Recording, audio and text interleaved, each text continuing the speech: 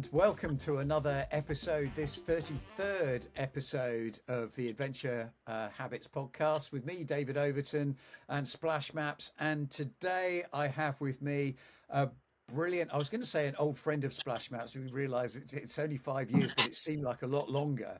It does. We've got In Nick a good way. Goldsmith. Say hi to everyone, Nick. Hello, everyone. Hi, how are we today? I'm sure they're all fine, Nick, but they're going to be better after this podcast, that's for sure, because I've known Nick for a long time, long time, 5 years, when he first of all bought one of our maps and then appeared to be using it for, quite an extreme use for it. And having contacted him, I realised there's a strong military background. And so, Nick, I mean, just tell us about a little bit about your background, how you came to be in the military, and then what you're doing now. Okay, so to try and kind of succinctly bring us up to speed now, I was very fortunate to grow up in the southeast of the UK, very rural upbringing, lots and lots of rugby, as my face can attest. And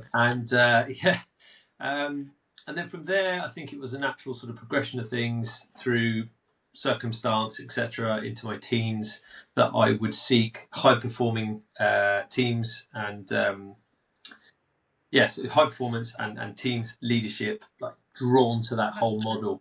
So, and that kind of starts with the rugby, doesn't it? And then the rugby that came to an end partly because of injury, partly because something else sparked up. Well, I just didn't make it professionally. I didn't make the grade. You know, I wanted to be a professional rugby player. Didn't make the grade.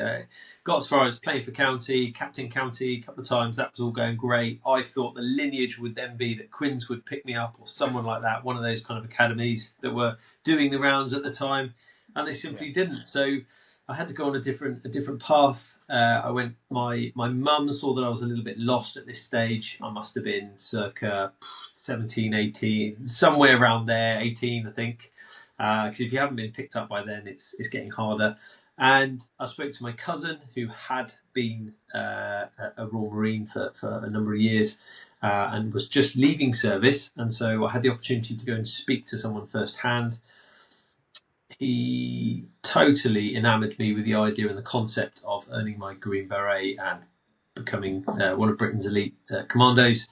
So then I went on and embarked that journey, which saw me, funnily enough, having to come up against the sticky subject of navigation and a whole host of other physical and mental challenges as I went through the rigours of Lympstone Commando Training Centre. In the interim, between getting in and recovering from a knee injury from rugby, I decided to take up a couple of years, because the Marines weren't going to touch me for a while until I'd had this knee op, kind of sorted.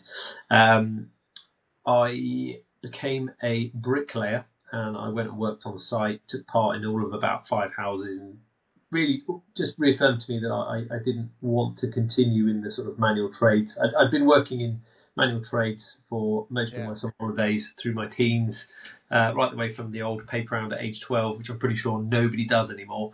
But so I'd always worked in some capacity. It was always physical and hands-on.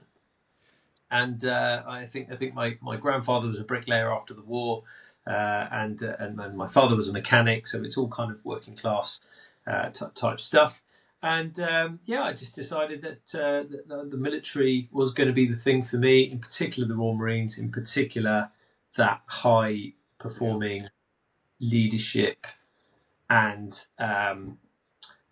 teams world. So it's very strong in this early part of your story, isn't it? And so I just went for it. And it was bloody hard. It was really hard. So you then got into the Marines, and it basically you ended up doing 6 tours. Afghanistan. I had a diverse and eclectic career. No, starting in Afghanistan. So I missed the last Iraq.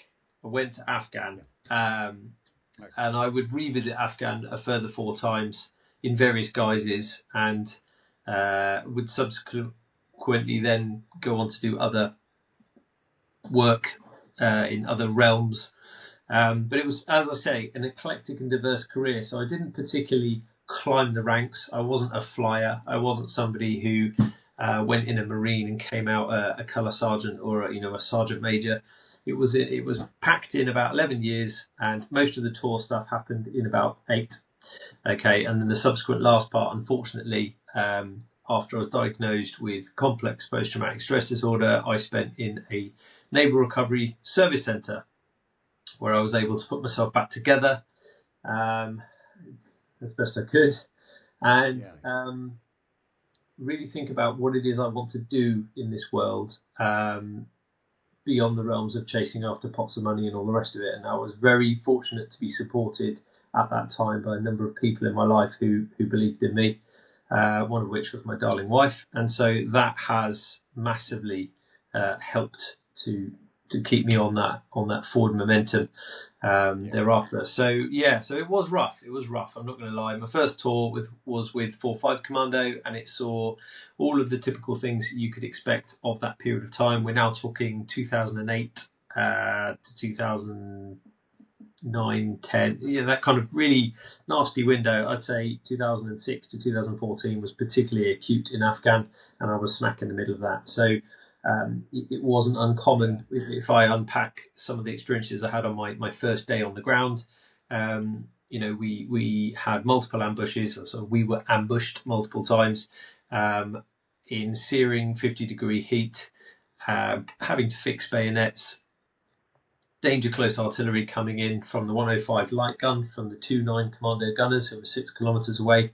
All sorts of pretty hairy stuff that will stay with me.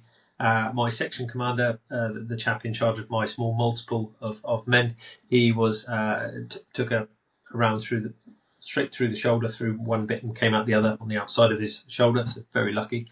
And how we all walked away from that particular ambush is still to this day astonishes me. And I think I take power from the new meaning I've made around it, which is that life is absolutely for living, and not everybody does walk away from these experiences. So for all the lads that aren't here, I try to do my very best to be the best version of myself now and moving forward, and I think that's quite important. So there were some those times were extraordinary times, and it was an incredibly hostile environment to be in, and I mean basically there was the locals that didn't want you there were very happy making money out of growing heroin and from poppies. And you had an area, I heard in another podcast, the size of Yorkshire, and there were only 100 of you two. Yeah, very small. So quite sort of Spartan odds. So you had something the size of Yorkshire and pretty much 300, 350 men to hold that space, constantly patrolling and to push in every direction. And that was simply to allow things like schools to open, and for some sort of level of quote unquote what we were implementing normality, and to train locals, security services, etc. So that was the mission at the time that we were conducting, and of course that was very difficult to then come home. And people are recreationally using drugs and all the rest of it. And I found myself very conflicted. You've kind of been running around world police for a while, and then not being able to do that. So that was hard. What else can I say? I mean, so those experiences will stay with me. But what I did also get to do was I got injured, and I had to have another knee operation, other one this time. And unfortunately, subsequently, I carried coffins and attended a lot of funerals, doing the firing party duties and other duties. That left a mark. And then I was involved in a freak accident in a pub in the early hours of the morning. Was right place, wrong time, right place. However you want to look at it, I was able to save the life of a young lady who had severed a femoral artery on a shard of glass with a mirror.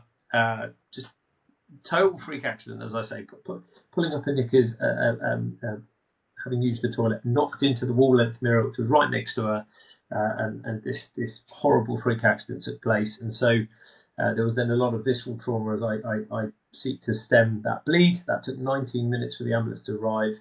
She'd gone into hypovolemic shock, lost half the blood in her body. Very, very hard stuff to see and deal with. And of course, blind drunk I was at the time. I subsequently don't really drink that much anymore. But back then, that was my coping mechanism. I was just going to get drunk and try and forget everything I'd seen and been part of. And then while I was rehabbing, decided to take a logistical role, which saw me move from that 4-5 commando down to get to work alongside and in support of a tier 1 unit. So I went and did that. I did the chef course, the only course that no Marine has ever passed in their life, which was a lot of good fun, actually. 8 months down at HMS Raleigh, looking back. As awful as I thought it was at the time, it was a pretty cushy number. And then I got to go there and my feet didn't touch the ground because I got attached to every squadron going all over the place, whether it was on exercises or on ops. And then my job role. This is interesting, Nick. You've had your kind of what most people would have thought was their career. You had an injury. You had this awful situation. You taking, bringing back your comrades and taking them to their funerals, literally. Yeah. Then you have this precipitating event. The lady who had the unfortunate accident. You were able to save her life.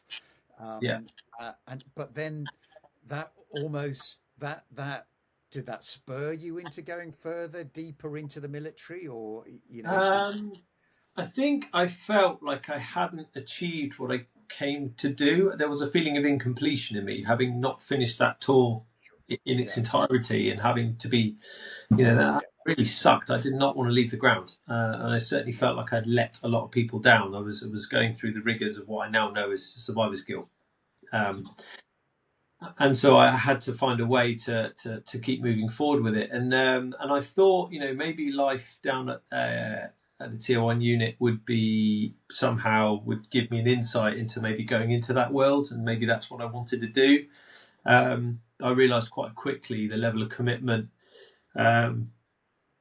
being out of the country 9 months of the year, etc., didn't actually interest me that much. And I think I knew in my heart of hearts that the knee or a knee was going to be an issue. So I sort of just stayed in my lane, carried on doing what I was doing, was quite happy to excel wherever I could within that remit. And there were lots of opportunities to do lots of exciting things, like jump out planes with other units, and on tour there would always be duties around the outside, so I may have to step in and look after the TOC, the tactical officer command, or whatever it is, that of an evening, or I may need to jump in on a serial and help train the partner force at the time, and get involved with taking them through the killing house and all the stuff that they do in the absence of the unit, if the lads were away doing whatever. So you'd sort of backfill spaces, and you'd get lots of sort of first-hand training alongside absolute tip of the spear, which is really, really good. And it's a great thing to rub off, because then you take on that level of professionalism mentality, and it starts to really sort of embody who you are. And I think that's fantastic. Just really raises the bar. We've got a picture here of the complexity of your PTSD, as it was eventually complex PTSD as it built. Layers. And I can almost see these as like almost sedimentary layers of exactly that. It's very hard. You need to have to cope with it. Before it built into a mountain, you had to do something about it. And I think your solution to it is inspiration. I mean, it's something that I've read in your excellent book, Rewild Your Mind, and I was really grateful that you gave me this. I got my signed copy here yonks ago. I think when I came down to Bath and went to one of your launch events, and it's great, and it kind of. For me, when I went traveling, I had Lofty Weissman's the Bible. The Bible. But I mean, you couldn't read that book cover to cover and put those things into action. Whereas with this one, that's kind of the intention, That's what it's designed to do. Exactly yeah, that. So yeah, it's designed to be a self-help book yeah, where you can actively apply all of the lessons and stuff in there, but it guides you through. I mean, the wording should be use nature as your guide to a healthier and happier life, and that's it in a nutshell. So you'll see the black and white timeless diagrams of the sort of how to do something, and then an explanation of how to do it, but then also the why. Why is that yeah, important? What are the takeaways here? How does it help you when you're trying to find clarity in your life, and what can we learn from it? And so that's all there in there. And at the end of every single chapter is a rewilding reminder. So yeah, if you're too overburdened with information, you think to yourself, I can't possibly read a book. I can't sit there and look at this. I can't take that in. Well, actually, you can go straight to the end of the chapter, and in grey you will see 1, 2, and 3. Is it raining where you are? no, it's not. It's not quite that bad. Oh, is that the sound of me rustling through the pages as I'm going? No, I don't know. It's- There is like a. It's gone again now. There was a sound here that had picked up. okay, It's disappeared now. could be at your side, but what I love about this book is you've taken you've learnt a lot of skills in the manual labor you did before Yep. you went off, your childhood, the military experience as well. So there's stuff in here about natural navigation, etc., that you put into good practice when you were out there in this vast area that the size of Yorkshire, with so few of you and coming up against so much. Um, So and some go some ahead, Nick. of that, depending on how you read it and how careful you are, I've laced in parts of my journey. So not all of that is taking place in that area. Some of it's taking place in other continents, in other parts of the world as well. But you'd have to pick it apart to pick up on those little bits and pieces. I was quite careful when I wrote it, and I redacted an awful lot, especially from the first sort of 12 pages, which kind of talk about the trauma side of it And in really, detail. the purpose of this book is kind of like the purpose of what your life has really become now with the Yeah, Woodland Warrior program yeah. and the Hidden Valley Bushcraft and like your television presenting, etc. You're used around the world now. I mean, just tell us about that. Tell us about the Woodland Warrior program and how that kind of builds on what we've been talking about so far, your previous history. When I hit the recovery centre, I was absolutely fried. And due to the nature of the work that I had just been conducting right towards the very end of my career, I was massively paranoid, really struggling with hypervigilance. Think everything from having a burner phone under the seat of the car all the way through to blue tack over the camera and speaker on the phone. Very, very wary of my surroundings at all times. Everything was just notched up to 10 constantly. And I still maintain, for fair reason, back then. But now, 10 years on, in a different industry, a different version of myself, almost a different person, one could argue, I am a lot more relaxed. That's not to say that I'm going to be out there spilling all the beans, but what I mean is I'm much more relaxed in myself, Yeah, yeah, because I know who I am now and where I'm going now, and it's not in that direction or in that realm anymore. So it's okay, so far as it can be okay. Does that make sense? yeah, yeah, Doesn't mean yeah. I've And it's been doesn't mean I've fantastic switched seeing off. you going along that journey. I'm far from switched off, but I'm not nearly. There's levels. I've got more gears now. I've got more tools at my disposal to ramp up or ramp down, rather than being on or Yeah. off, which is But all I had. but I like that you recognise that. Yeah, Let's call it pressure from yeah, the past. And like one of yeah, one of your phrases now is like you're on a mission to turn pressure into something people can handle. Um, yeah. and when I read that, I Absolutely. thought that goes across all these things: the book, your Yeah, professional talks, TV and that presenting. that is alignment. The best way I could describe myself currently, as I speak to you today, is I feel utterly aligned. We've just had a little baby girl in the last 10 months. So Congratulations. becoming a parent for the second time, going back through the trenches, sleep deprivation, and that whole process. Is it easier second time round? Well, no, because I'm older, but yes, because I have a bit of previous experience.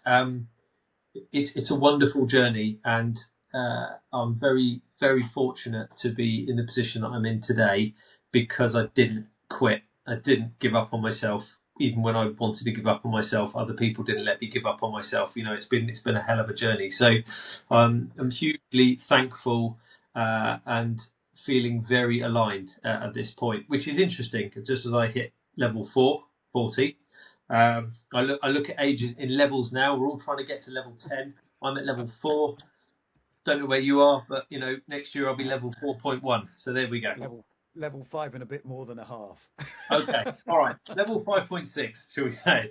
But it's great, right? Because we're all trying to get to level 10. Not everybody gets that luxury of getting to level 10, right? Most people, it just doesn't happen, and it's not the way our life works. So live for now, live in the present, focus on the next 10 feet in front of us and the next 10 minutes of time. To look to the rear, other than to take lessons, which were hard learned a lot of the time, brings about a sense of depression.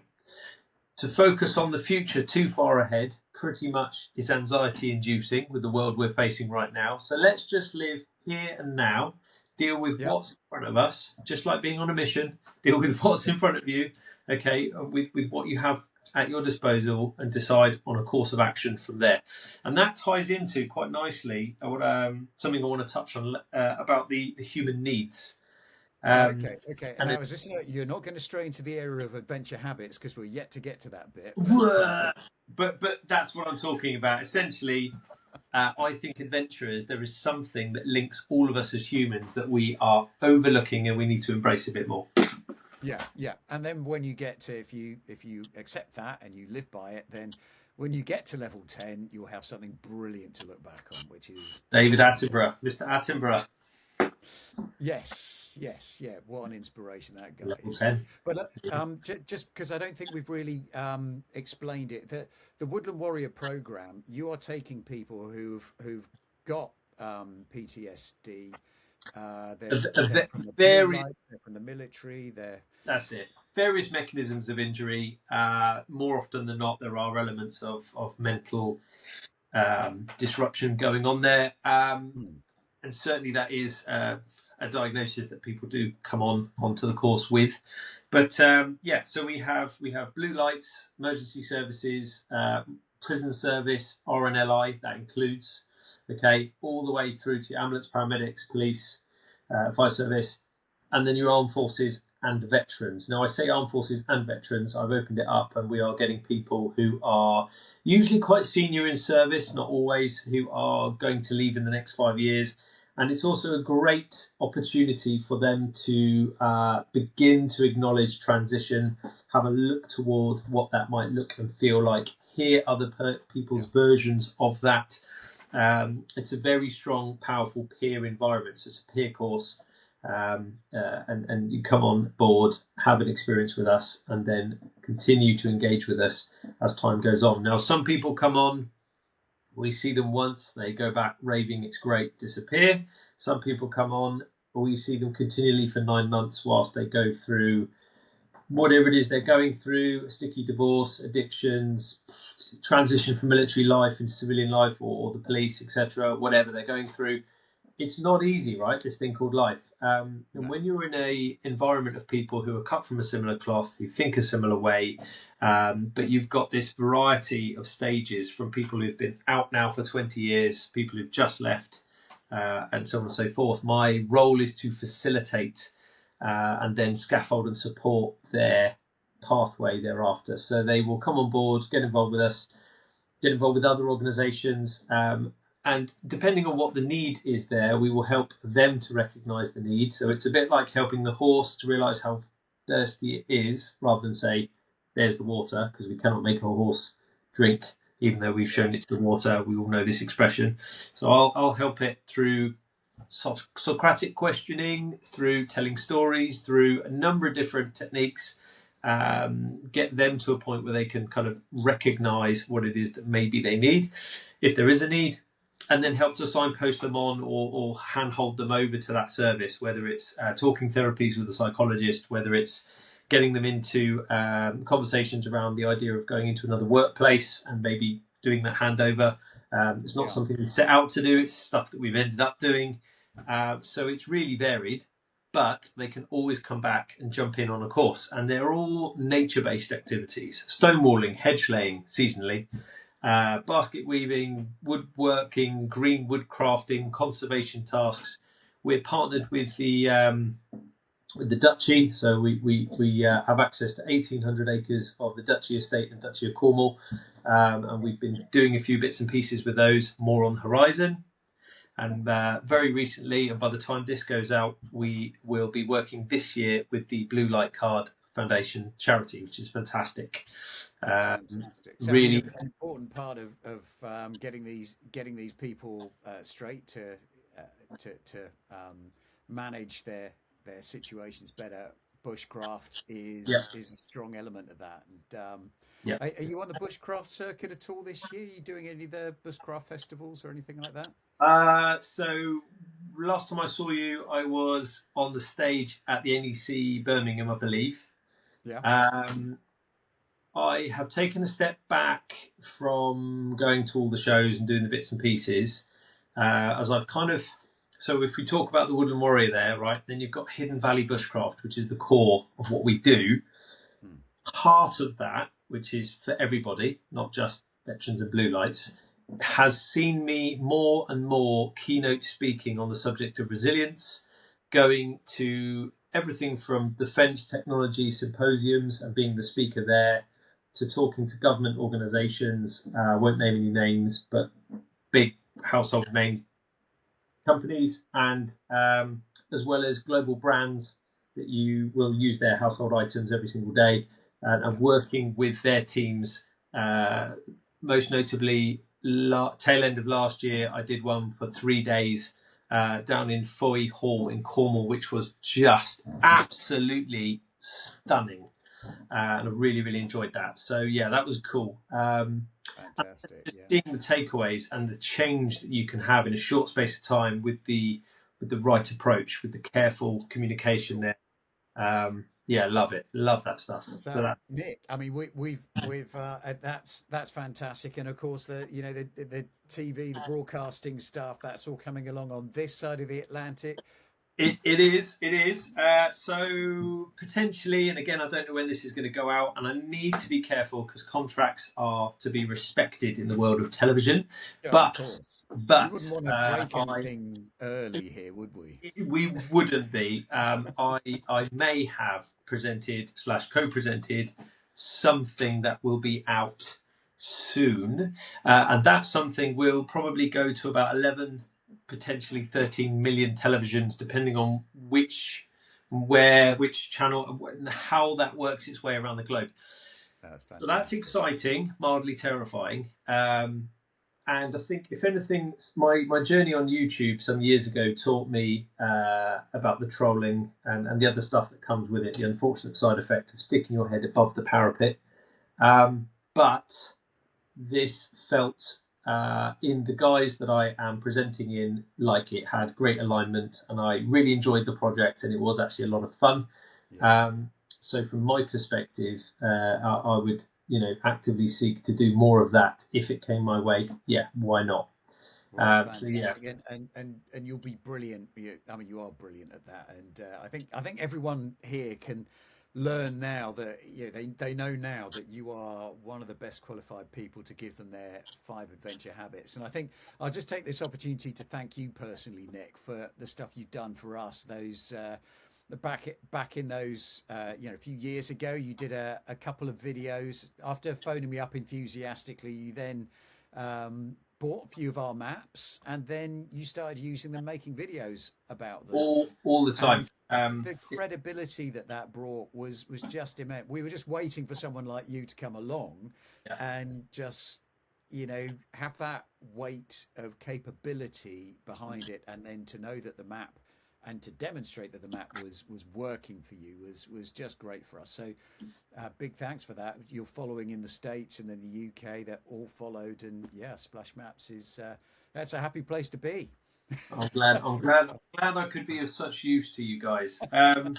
Yeah, it is a stalwart go-to, the splash map. I've got several of these made up. I think I've got 10 banding around in a box upstairs as well. I give them to clients after they've been and done. Maybe I might have example, head of a defence company needs some time away, 1-to-1. We disappear for a day or two across the Mendip Hills and yonder.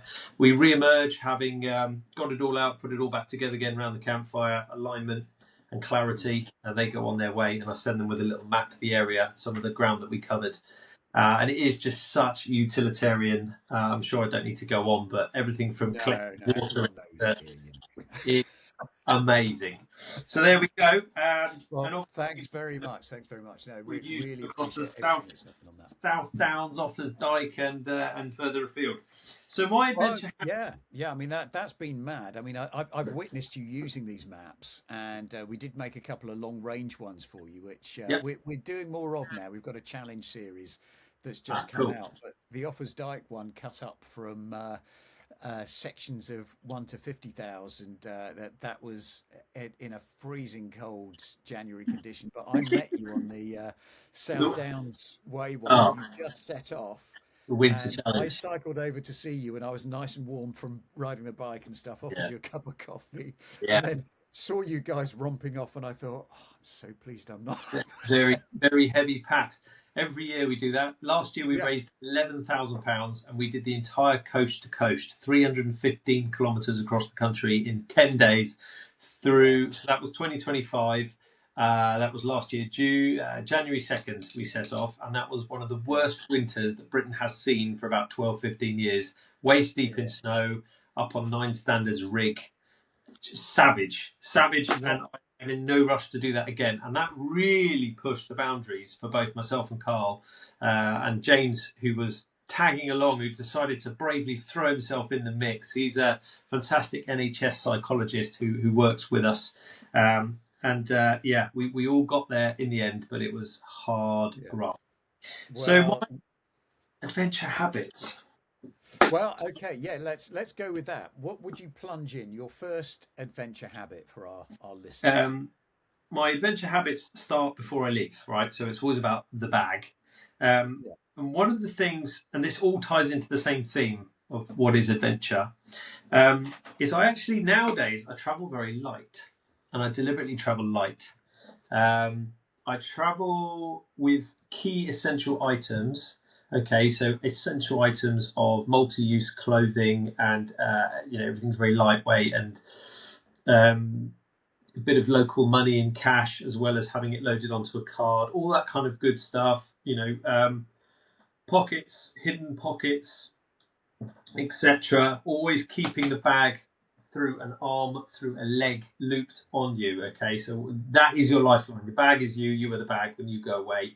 But not overpacking, not overthinking too much. Okay. Now, when you think about the human needs, certainty, uncertainty, variation, connection, contribution, significance, and growth. And I want to focus in on the uncertainty. We are so programmed to want to control and micromanage everything to death nowadays. And especially in the military, the heavy conditioning is all about prior planning, preparation prevents poor performance. Okay. So we go into this kind of we have to absolutely pull everything apart and make sure that everything is dialed in, dot the I's and cross the T's. Now, what I've learned on my journey since leaving service, becoming civilian, is what are the parts of my journey? What does my subconscious chimp need? Okay, I have to give my chimp a banana every now and again. Now, when I go away and I do these challenges, I actually thrive on the uncertainty, the variation, and/or there is a risk element. Now, I mitigate the risk by doing the right drills at the right time in the right order, and that's where the skill set comes in, and that's where the challenge is, especially a long distance, something in the UK. The risk is obviously cold and wet, lethal combination. But actually, when you really think about it, it's the uncertainty. I don't know quite what I'm going to face. And so by not planning in, for instance, we're always unsupported. We don't plan in every single B&B stop. I don't know when I'm going to get my evening meal, so I'm having to carry some of it on my pack. And there's that whole kind of thing. When I'm traveling in Europe and I'm traveling light, I went to Normandy recently cycling, and we only averaged about 50 kilometers a day for about four or 5 days, right? I took the train down to Pompey with my bike from Bristol, which was an adventure in itself.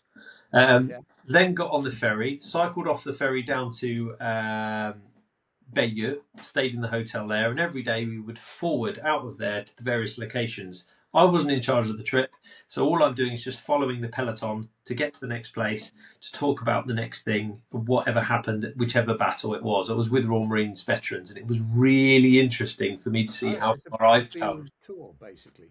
Very easy, yeah. Interesting to see how far I've come, and by far I had the lightest pack of anyone there, just because I have not gone into that sort of classical have something for every eventuality in my kit, because then I need to use this, then I need to think about stuff. So I was washing socks and t-shirts and stuff in the sink and then drying it out, so I was always sort of a day ahead of myself. For the next day, the t-shirt, rinse, repeat, and it was fine. I had enough clothes to go for a meal in the evening, had enough clothes to cycle in every day, and no, I wasn't head to toe clad in lycra, and I did survive, and it was good. So yeah, I mean, that is great. We got. I was talking with a customer yesterday who's doing the Caminos, the long distance walks across Spain and France. Amazing. And he does it by flying Ryanair, but he doesn't want to pay them the extra baggage. So the one thing he does is he packs super light, and he just puts whatever will go into a day bag, and that will last him a week. So it's all about washing the socks overnight. And you so it kind of falls in line with the rest of the stuff that I tend to do. So culture, local customs. So wherever you're going, this is habit number 2 now. Habit number 2 is to embrace local customs. So wherever you're going, a Camino is a good example. You're going to go to Spain, okay. Really, get on board with that. If the local culture is to dress a certain way or wear a certain type of clothing, or see if you can pick some of that stuff up in country, wear it on your way through. At the very least, it's going to help that language barrier. One of my other key skills that was picked up on during my time in service was my ability to communicate. That's not just what comes out my mouth, it's my gesticulation with my hands. My mum's French, it's not my fault. That's the Normandy Parisian connection in me. The non-verbal communication, the things like your body language, your posture, what you're wearing. If you look like they do, okay, we're starting to bridge the gap. You're making an effort. You're meeting them halfway, not just blindly shouting at them loudly in English, expecting that to work. So, and you'd be amazed to see how many local people will go out their way to help you. Okay, so that was habit number 2. Right. Nick, tell us what your third adventure habit is. The third adventure habit I would discuss is communication. Actively learning the local language so far as the colloquialisms. So in northern France, I would be expected to pronounce and deliver words, phrases in a certain way, whereas in the south of France, they might have a completely different approach to the way that they kind of gesticulate with their hands or whatever it is. Generally speaking, it works across the board. A bit like English, right? Take a Geordie and get them to speak to someone from Cornwall. There's a vast difference in the dialect and the wording that they use to describe something like a loaf of bread, right? It's that's what I'm talking about. Okay. If you say bread travels from Geordie land down to Cornwall. However, they might call it some weird and wonderful variation of a type of sandwich or whatever it is that involves the bread will be completely different. And so for that, I think it's really important that we embrace local we communicate like the locals do. Yeah. And I guess you get more of that in the UK now. I guess perhaps with the people that come visit you at the. You do. Further afield, other continents, other places in the world, whether it's the jungles of Belize or, on the African continent in various places, I just think it's absolutely amazing. Some of the different greetings, and they're so simplistic. When we think about navigation, everything is always centered, bringing it back to the splash map element around the positioning of the sun, the wind, and or the rain, the absence and presence thereof, which is natural navigation. So there are certain places in the world where I've been where the morning greeting is about good morning to you. The sun is basically in its lowest. It's just the sunrise. You're kind of saying to them, good morning to you, the sun has risen. Good morning to you, the sun is almost at midday. Good morning to you, it is now midday. Hello to you, it's now post lunchtime. And then the last greeting is about embracing the evening. And I think that's really, really nice. It's just beautiful. You haven't got to think too hard about being specific and being really anal about time. Well, is it 1600 or is it 1630? I mean, they'll just say, hello to you, greeting to you, the sun is nearing its zenith for today, sort of thing. It's really, really nice. So I think learning to universal. That's the... and universal. So hand on over the heart, a sincere look in the eye, and a quick mention about where the sun is in the sky, and you've basically had this wonderful interaction with the person who may then turn to you and sort of gesture at what do you need? What do you need? Do you need food? Do you need whatever it is? And I think that's just something really lovely in that. So always try to learn the language, and even if it's some of the handshakes, some of these kind of really complicated handshakes that go on where you're touching elbows and all this sort of stuff. But again, that's all to do with trust. It goes back to years of old when we shake a hand to show that we're not carrying a weapon, we're not a threat. And I think that's really lovely. If you take the time to learn their way of communicating, and they that's reciprocated tenfold. Yeah. It's really nice. So with communication and with that whole cultural piece about clothing comes food. For an adventure, it's very easy to go and get lots and lots of space packets of dehydrated food, ram your pack to the gunnels. I think the ability to forage for yourself, as in from the natural world, the ability to supplement your diet with local food where possible is a must. And again, that's what's making it part of the adventure. You're sourcing, you're bartering, you're negotiating, and I think it's a great place to hone the skills of bartering and negotiation, and the confidence and competence. Well, I would imagine, yeah. It is too easy to go for the packs that you just pour boiling water onto and whatever they could have been. I'm not knocking them. There's some fantastic companies out there, but again, it's that certainty. You're getting 860 calories. You know how much you're getting, and so the adventure is the embracing the unknown, stepping out of that front door, and heading out across the world or wherever you're going. You need question marks over certain parts of your journey, or I need them. I have a higher than average appetite for uncertainty, and to give my chimp that banana, which is very positive, to be able to come home with that feeling of I overcame, I did this, that, and the other. Not that I micromanaged it all to death down to the last calorie. I'm not competing. It's not an ultra marathon. I don't need specific amounts of gels at the 26-mile mark and so on and so forth. I'm challenging myself in many different planes rather than just going from A to B with a pack on. Does that make sense?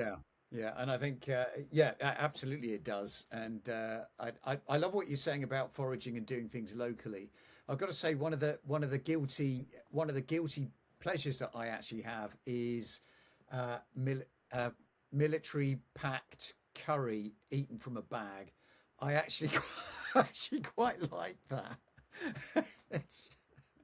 I thought, wow, these guys are getting delicious flavors here, and there's an extra ampule of hot stuff to play. There are, and I think that I still share a certain romantic element of that, as weird as this may sound. And it's more towards the more modernistic, new age rations we just spoke about, 860 calories, because they're fantastic. And there are some companies out there who you and I both know well, who go to all the big shows and set up. Yeah. Orzo, I mean, just some of the things they put into these now, and they make them so tasty and so fulfilling. And it really does make a difference on the mountainside when you're tucking into a nice packet of something. Yeah, yeah.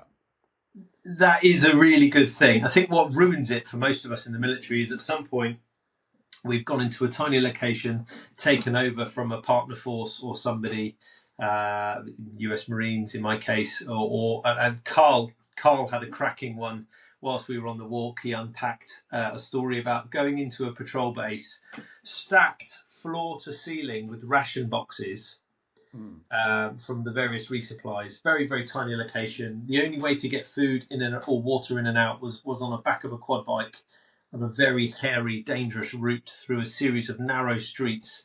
Anyway, only to find that the previous occupants had actually gone through, eaten all the best menus, and all the lads were left with was corned beef hash times 2,000 rations or whatever sat there in these boxes.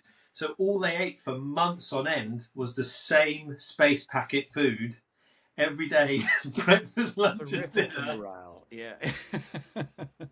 It does. You literally it will send you wild. That whole because there's a lack of variation. There's the lack. It's the certainty, isn't it? What's in this box? Oh dear God. So yeah. So I think the military guys have had that the stuffing knocked out of them with the excitement of some of that type of stuff. But I think that there is a place for it, and it exists, and it's fantastic. At the same token, in the adventure world. Yeah, yeah. It's probably for civvies like me to discover and go, "Oh, that's nice." I think there's a lot of cool stuff out there now. Yeah, I don't think there was as much cool stuff when I was serving. Well, we're all in favour of military ideas finding their way into the hands of consumers these days at SplashMaps. So, that's the... Well, the reason I reached out to you, if you want to go back to the original story, was my grandfather had one of these sewn into the inside of his trousers as part of a member of Bomber Command. And one of the few things that we inherited from him was some sort of silk map, whether it was his or a mate's, I don't know, a silk map of Italy. And on the other side, how to get to the Swiss border enlarged. And it was I think it was silk, very fine. Yeah, silk or rayon they would use at that Fantastic detailing inside. And you can see it's frayed on the edge where it's been stitched into something like that. And the amazing thing with some of those maps is they double-sided the maps as well. That's what they worked out to do 2 years ago. And how are they doing it? You can double-side your maps now. So for your next one, that could be an idea. Now we're on to habit number 5, having had don't overpack and embrace local culture, communicate, and food. So now we're on to the most important thing, the certain part, the certainty you have to have in place. Okay, and that's the water plan, a plan for water.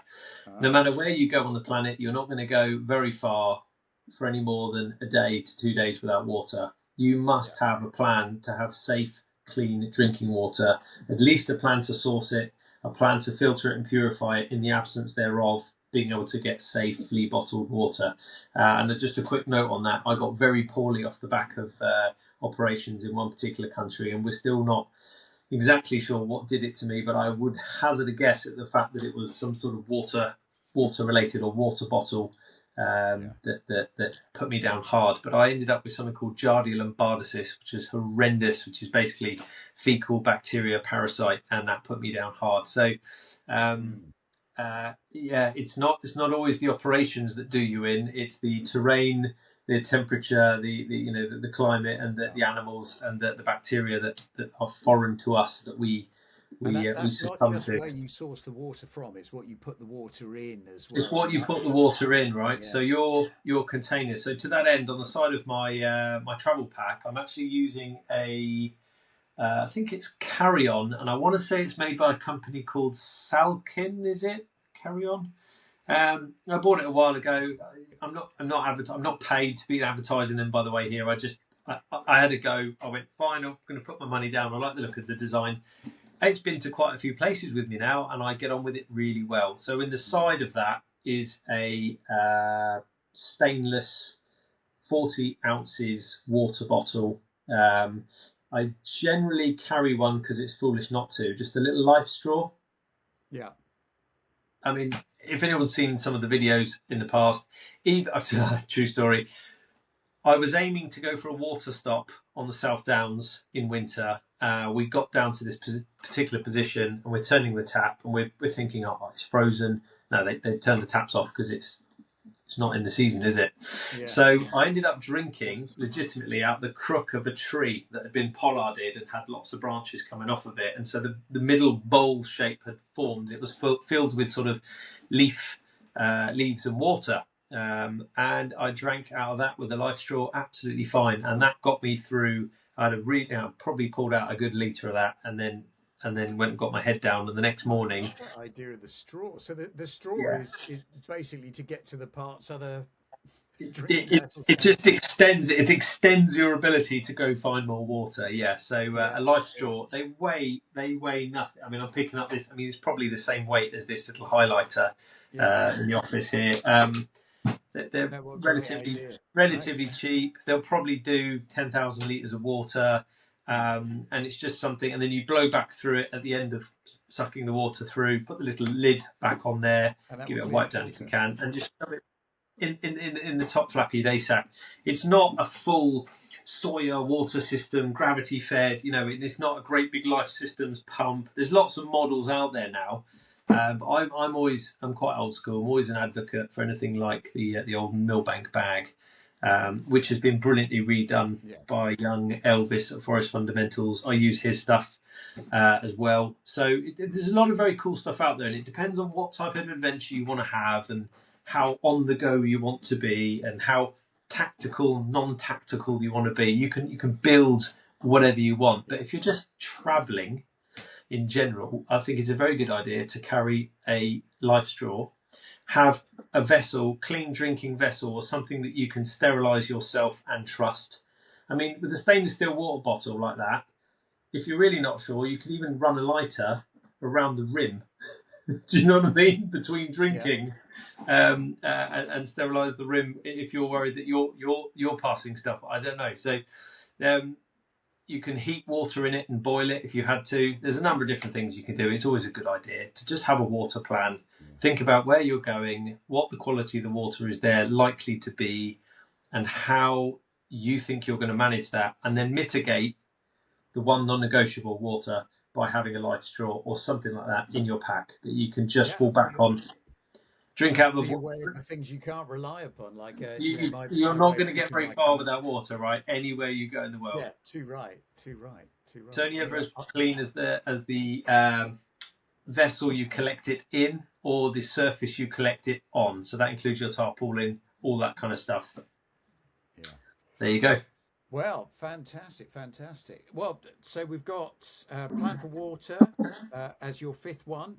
The fourth one was about food and the ability to forage to supplement your diet, or actually the main part of it, maybe source the food locally rather than rely upon the stuff that you can come along. And I'm thinking people with their suitcases full of baked beans for some reason. I mean, have some of the space packet food up your sleeve to fall back on, right? But aim to embrace local culture. Find a village shop, find a bakery, find a butcher, whatever it is. Okay, try and work with that. Work with nature, not against it, and that includes human nature.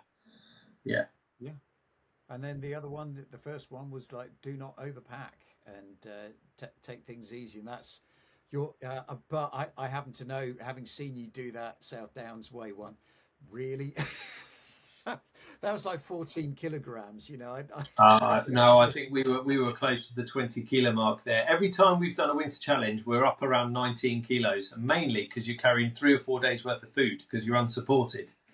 But what we've learned since those sort of earlier days, So we did the South Downs. We got so far, and then Carl was shot unfortunately during his service, and his foot still has a piece of shrapnel in it, etc. So we was kind of monitoring that, and it got a bit angry, and we decided it wasn't worth pushing on.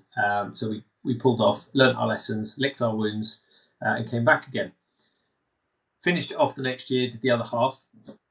And then the next year, we're like, right, we now know what we want, what we don't want, what we need, what we don't need for this type of particular long distance winter UK, which I defy anyone to have a go at. It's nails challenge.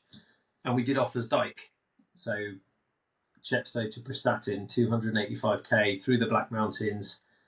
And we really honed in that whole kind of piece at that point. The pack was lighter, better quality equipment, full waterproof. Everything was just, we'd spoken to a few sponsors, a few fantastic companies helped us out. And then we went for it and did the coast to coast. And I think that earliest inception, meeting you on the South Downs, just past Cheesefoot Head sort of area, on coast to coast, moving in line with our military training, but away from some of the unhelpful sides of that conditioning and embracing more of that uncertainty and adventure, has created a really interesting mix of capability. I'm very proud to have him by my side there, because it's great to have Carl as a constant. Oh, he's absolutely nails. He is a tough, I don't want to give him a big head if he sees this, but yeah, he's a tough kiddie. Well, make sure he gets to it, Nick. And I just want to thank you, Nick, for spending your time with us today on Adventure Habits. Thank you. Always a pleasure to meet you, and it has been too long since the last time. So hopefully we'll see each other somewhere on the circuit, or if we don't see you on the small screen in the meantime. That's it. Yeah, fingers crossed, eh? Okay. Thanks, then, Nick. Goodbye. Cheers. Bye.